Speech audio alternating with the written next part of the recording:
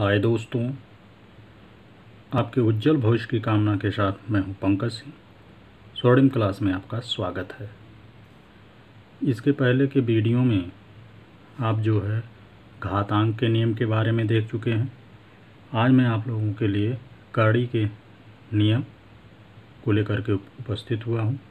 देखिएगा, नियम है, कड़ी को सर्ड्स कहते हैं, तो कड़ी के नियम, लॉज ऑफ सर्ड्स। पहला नियम है, मान लीजिए है n अंडर रूट ए, और जितना यहाँ पर है उतना घात भी हो जाए तो इस कड़ी का पूरा ही काम खत्म हो जाता है। सामान्य रूप में देखिएगा कि जैसे n अंडर रूट ए की होल घात n है, तो आप देख रहे हैं कि ए पूरा ही हिस्सा खत्म होकर के केवल ए बचा है। मतलब इसको आप बेसिकली इस तरह से समझेंगे कि जब भी कड़ी किसी पद पर चढ़ता है तो घात भिन्नात्मक होती है। जैसे आप देख रहे हैं ए है, ए पर कड़ी है और यहाँ पर n घात है, तो ए तो मूल रूप में ही हो गया और इसकी घात जो है जो n थी इसको आपने 1/n रख दिया, ठीक। और उसके बाद यहाँ पर n था तो इसको आपने ए होल पर n है तो n आपने रख दिया। तो इस तरह से इस n से ए n कैंसिल हो गया और बचा आपका a। ठीक इसी तरह से आप देख लीजिएगा, मान लीजिए जब आदमी किसी समझ में नहीं आता है तो बहुत ही बेसिक चीज़ें भी बहुत ही कठिन लगती हैं, लेकिन बहुत ही आसान है कि n अंडर रूट में a फिर होल पर n है। इस a को आपने वैसे ही लिखा, n है तो इसको आप 1/n रखेंगे, होल पर n, तो n to n cancel a आ गया। या यूँ कहें कि अगर कड़ी के अंदर कोई पद है और जितना यहाँ पर है उतनी घात टोटल पर है तो पूरा जितना भी चिन्ह सहित है ये सब खत्म हो जाता है। जैसा कि यहाँ आप देख सकते हैं कि 2 है तो इसका आप घनमूल निकाल रहे थे, लेकिन होल घात जो है 3 ही आ गया। यहाँ 3 है, यहाँ 3 है, तो ये इस 3 से 3 कैंसिल, आ गया 2। तो अब अगर आप दूसरे स्टेप पर चलेंगे, दूसरे नियम पर, तो दूसरा नियम कहता है n under root A B, अर्थात ए घात के कड़ी के अंदर 2 पदों का गुणा हुआ हो तो उनको आप 2 पार्ट में बांट सकते हैं, n अंडर रूट ए इंटू में n अंडर रूट बी। तो आप इसको इस तरह से देख सकते हैं, जैसे कोई भी किसी भी फार्मूले का महत्व जब वह एप्लीकेशन पर लागू होता है तब होता है। जैसे कि आप a प्लस बी का होल स्क्वायर देखते हैं तो जब तक आप शुरुआती दौर में बेसिक कक्षाओं जब याद करते हैं तो समझ में नहीं आता कि क्या डेली रटाया जा रहा है, लेकिन जब उस पर आप बड़े से बड़े सवालों को हल करते हैं तो आप जान जाते हैं कि उसका महत्व क्या है। ठीक उसी तरह से महत्व आप देखेंगे कड़ी के नियम का। तो इस पद को 2 भाग में आपने तोड़ दिया, दोनों का घात एक ही है, और उसके बाद देखिएगा यह जैसे कि अब उदाहरण ले लेते हैं, 2 गुणे 3 बराबर अंडर रूट 2 गुणे अंडर रूट 3। उसके बाद तीसरे सवाल पर आएंगे। ये जो तीसरा नियम है ये तो मान लीजिए गुणा का नियम था, उसी तरह से भाग का नियम है, n under root a upon b बराबर n under root a upon n under root b। जैसे कि मान लीजिए अंडर रूट में है 2/3, तो इसको आप अंडर रूट 2 बटे अंडर रूट 3 लिख सकते हैं। अगर यहाँ पर 3 घात होती तो 3 अंडर रूट 2 मतलब जो, और उसी तरह से नीचे। फिर चौथे नियम पर चलेंगे।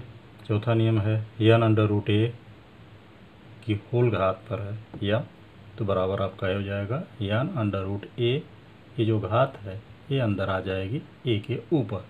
जैसे कि देखिए 3 अंडर रूट 2 का होल स्क्वायर तो बराबर हो जाएगा 3 अंडर रूट 2 का, देखिए 2 का स्क्वायर हो गया।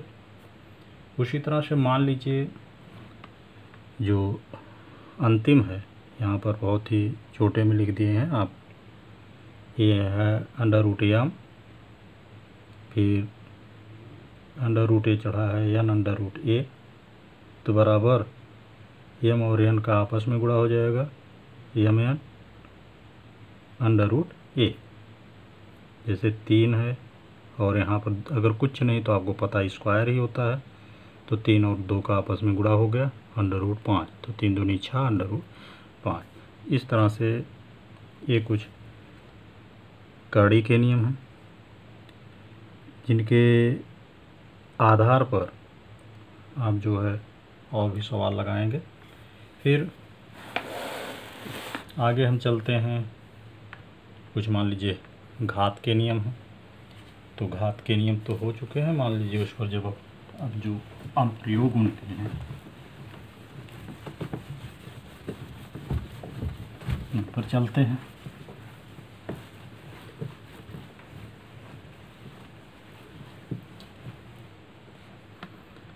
जैसे मान लीजिए आपके सामने एक सवाल आ गया,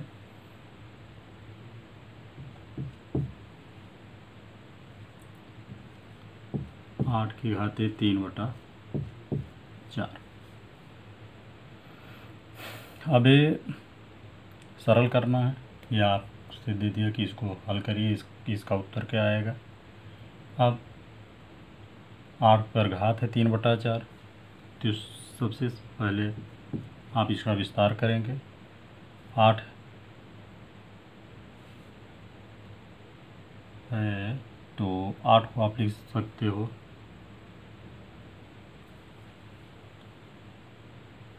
2 की घाते 3 पर घात है 3/4।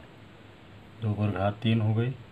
उसके बाद आगे बढ़ते हैं, 2 पर घात 3 त्रिका 9, 9/4, मतलब इसका हो गया 2 की घाते 9/4। अब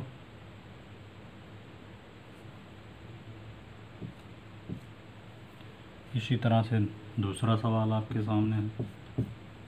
मान लीजिए दे दिया 81 की घाते 3/4, तो इसके लिए आप क्या करेंगे, बिल्कुल आसान है।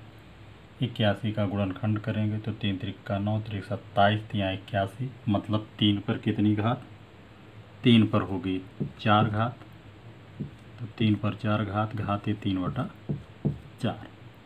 आगे बढ़ते हैं, इस 4 से ये 4 कैंसिल हो जाएगा, बाहर कर लेते हैं, तो 3 की घाते 4 गुणे 3/4, 4 से 4 कैंसिल हो गया, मतलब बचा आपका 3 की घाते 3, तो 3 का 3 घात मतलब 3 त्रिका 9 त्रिक 27, तो गया 27। इसी तरह से छोटे से छोटे प्रश्न आपकी सफलता में ज़बरदस्त योगदान करते हैं। फिर हम देखते हैं, मान लीजिए यही पद भिन्नात्मक हो और घात ऋणात्मक हो, पद भिन्नात्मक हो, घात ऋणात्मक हो, तब की स्थिति देखिएगा। तीसरे सवाल पर चलते हैं। जैसे दिया है 1/64 की घाते -2/3। जब आप घातांक को बहुत सीरियसली नहीं लेते हैं, आने तो आपको आता है लेकिन छोटी छोटी चीज़ों पर उलझ जाते हैं तो दिक्कत करता है। तो 1/64 है पर घात -2/3 है। हाँ, एक चीज़ ये है, जब भी घात ऋणात्मक हो तो यहाँ इस पद को आप पलट सकते हैं, जैसा कि इसी सवाल में आप कन्फर्म कर लेंगे। देखिए 1/64 है तो इसको आप लिख सकते हो बराबर 1/64 की घाते -2/3, तो इसको सीधा आप कर सकते हो, ये माइनस चिन्ह तब गायब हो जाएगा, इसको आप लिख सकते हो 64 की घाते 2/3। इसमें और इसमें एक बदलाव आपने देखा कि यहाँ माइनस चिन्ह जब आप ने हटाया तो 1 पलट गया, ये सीधा व्युत्क्रम हो गया, 1/64 था तो सीधे 64 हो गया। उसके बाद आगे आप 64, 4 चौके 16, 16 चौके 64, मतलब इसको आप 4 की घाते 3 लिख सकते हैं, घाते 2/3। अब इस 3 से ये 3 कैंसिल हो जाएगा, तो आपका ये हो जाएगा, 3 से 3 कैंसिल हुआ, 4 की 2 घात, 4 चौके 16। तो इस तरह से आप 1/64 की घाते -2/3 को हल किए तो आपका आ गया 16। ऐसे ही और छोटे छोटे सवालों की पहले श्रृंखला बनेगी, इस बेस को आप पकड़ेंगे, उसके बाद फिर देखते हैं। जैसे मान लीजिए है 64 पर घात है -1/6। अब देखिएगा 64 पर की घात ऋणात्मक है, ऋणात्मक घात है तो इसको आप पलट दीजिए, 64 है तो इसको आप 1/64 लिखेंगे, लेकिन घात जो है अब धनात्मक हो जाएगी, ऋण 1/6 के बजाय 1/6 घात हो गई।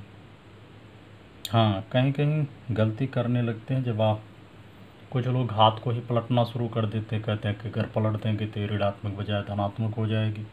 ऐसा मत करिए, चलिए देखते रहिए धीरे धीरे। 1/64 तो इसको 1/64 को अगर हम 2 की घात पर ले जाएंगे तो 2 दूनी 4, दूनी 8, दूनी 16, दूनी 32, दूनी 64, मतलब 2 पर कितनी घात होगी, 6 घात होगी, और पूरी घात है 1/6। उसके बाद आगे ले चलते हैं, अब अलग अलग घात कर देंगे तो 1 पर 1/6 घात होगा, 2 पर भी उतने होगा, तो 1 का तो कोई मतलब है नहीं, अपना मूल रूप में रहता है 1। फिर जब 2 पर जितनी घात है तो 2 की घाते 6 गुणे 1/6, इस 6 से 6 कैंसिल हो गया, ऊपर 1 बचा है, नीचे 2 बचा है, तो आ गया 1/2। तो इस तरह से अन्य और प्रकार के सवालों की श्रृंखला जारी रहेगी, और ये वीडियो काफ़ी बड़ा ना हो, आपके लिए सुविधाजनक रहे, इसकी अगली कड़ी की आप प्रतीक्षा करेंगे। बाकी हमारे चैनल को अगर आपने सब्सक्राइब नहीं किया तो हमारे चैनल को सब्सक्राइब कर लीजिए, लाइक करिए, शेयर करिए और अपना स्नेह बनाए रखिए।